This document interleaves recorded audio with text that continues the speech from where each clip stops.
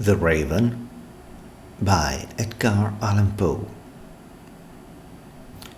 Once upon a midnight dreary, while I pondered, weak and weary, over many a quaint and curious volume of forgotten lore, while I nodded, nearly napping, suddenly there came a tapping, as of someone gently rapping at my chamber door.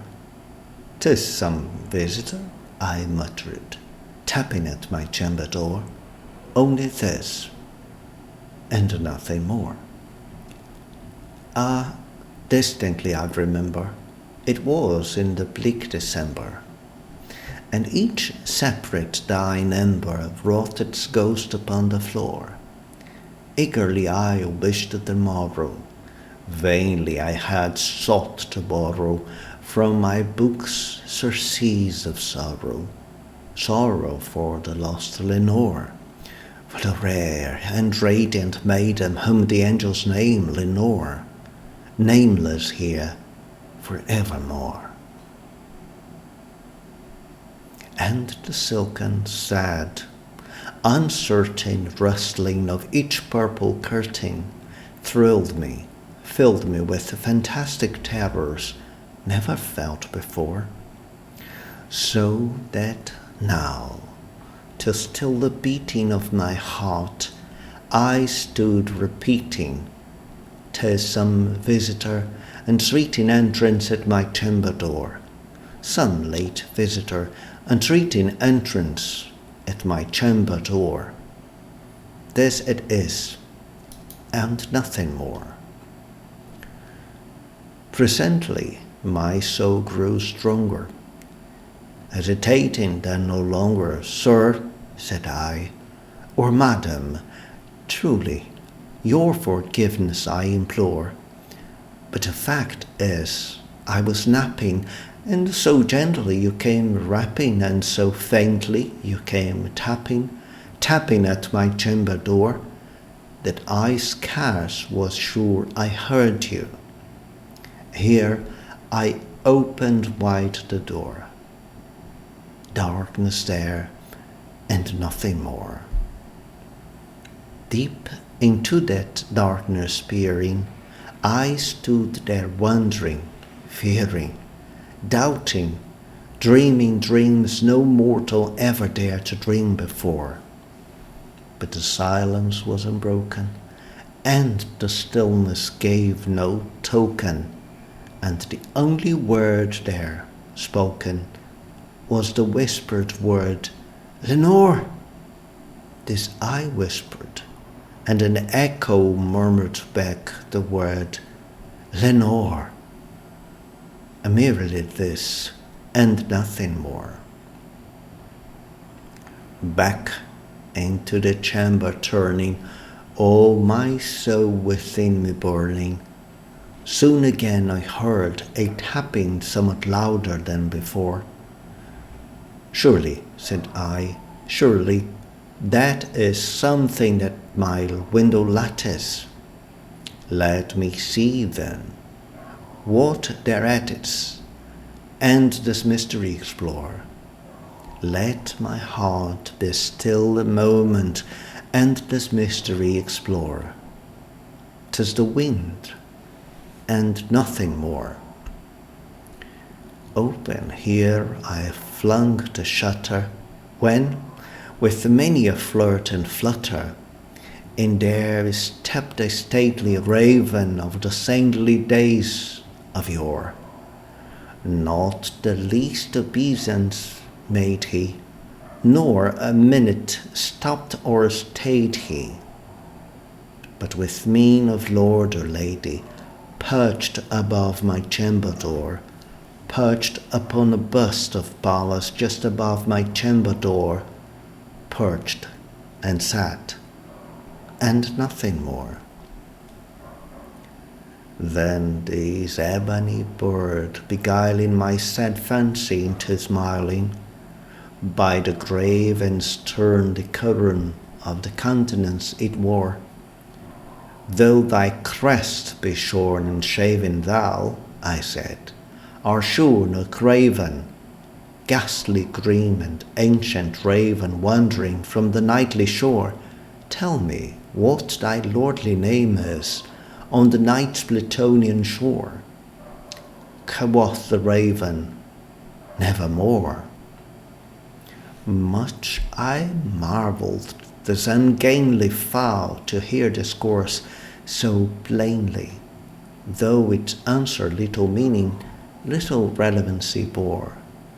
For we cannot help agreeing that no living human being ever yet was blessed with seeing bird above his chamber door, bird or beast upon the sculptured bust above his chamber door, with such name as nevermore. But a raven, sitting lonely on the placid bust, spoke only that one word, as if his soul in that one word he did outpour. Nothing farther than he uttered, not a feather than he fluttered, till I scarcely more than muttered, other friends have flown before, on the morrow he will leave me, as my hopes have flown before. Then the bird said, nevermore.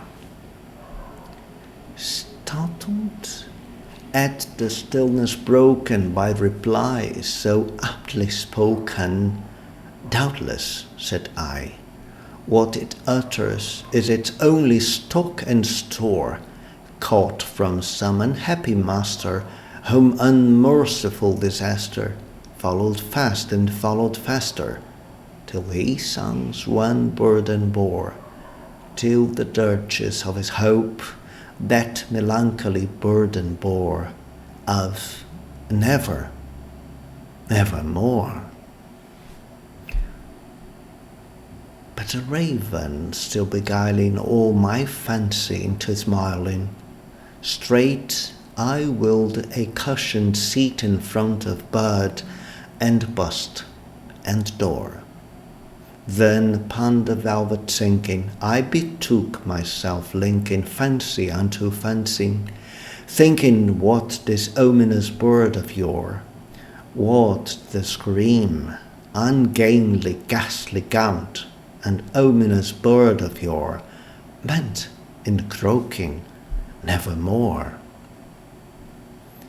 That I sat engaged in guessing, but no syllable expressing to the fowl whose fiery eyes now burned into my bosom's core. This and more I sat divining, with my head at ease reclining, on the cushion's velvet lining that the lamplight gloated o'er, but whose velvet violet lining with the lamplight gloating o'er she shall press, nevermore.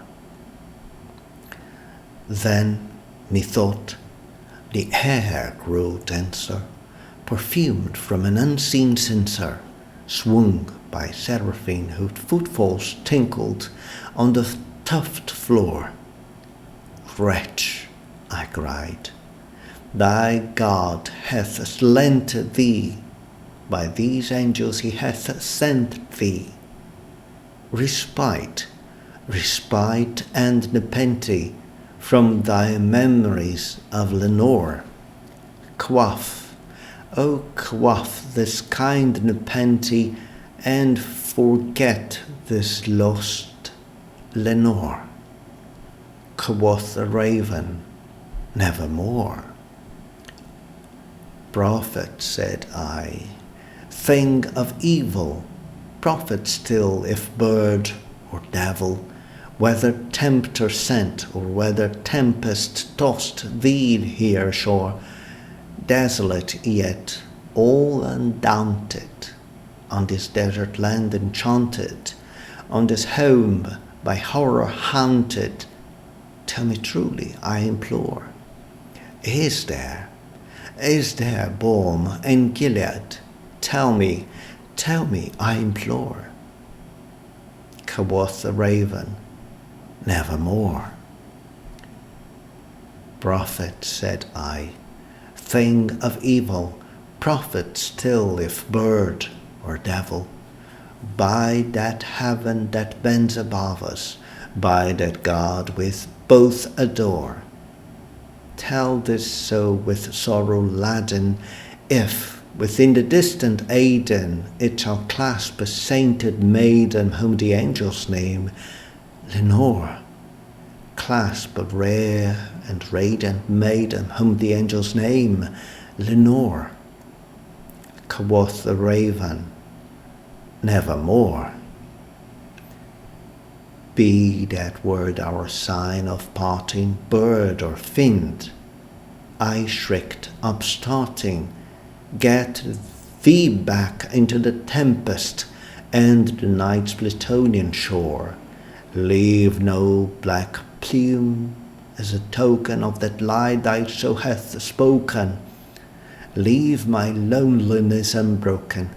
Quit the bust above my door. Take thy beak from out of my heart, and take thy form from off my door. Quoth the raven, nevermore. And the raven, never flitting, still is sitting on the pallid bust of Pallas just above my chamber door. And his eyes have all the seeming of a demon's that is dreaming, and the lamplight over him streaming throws his shadow on the floor, and my soul from out that shadow that lies floating on the floor shall be lifted nevermore. The Raven by Edgar Allan Poe.